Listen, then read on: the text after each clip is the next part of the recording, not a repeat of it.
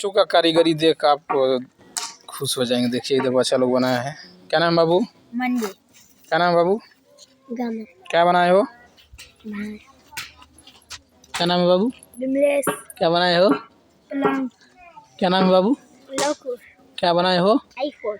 IPhone mobile बनाया है ना जी। मोबाइल से कैसे बतियाते हो? बतियाओ तो, बोलो हेलो। हेलो। हाँ क्या है?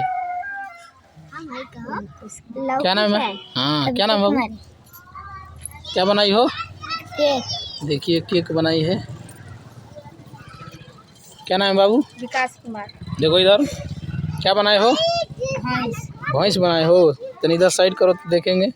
हाँ क्या खा रही है? चारा। चारा खा रही है। क्या नाम है? कुमारी। क्या बनाई हो?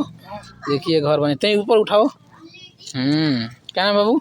पिंकी। क्या बनाई हो? दीदी। गुड़िया बनाई है ना। क्या नाम बच्ची? क्या बनाई हो? हाँ पैसा रखने वाला ना। क्या नाम है बाबू? क्या बनाए हो? क्या नाम है तुम्हारा? अरे नाम तुम्हारा? हाँ क्या नाम बच्ची? शोभा। क्या बनाई हो? दीदी। क्या नाम बाबू? क्या बनाई हो? क्या नाम बच्ची? क्या बनाए हो? ताली बजाओ। अरे ताली नहीं है।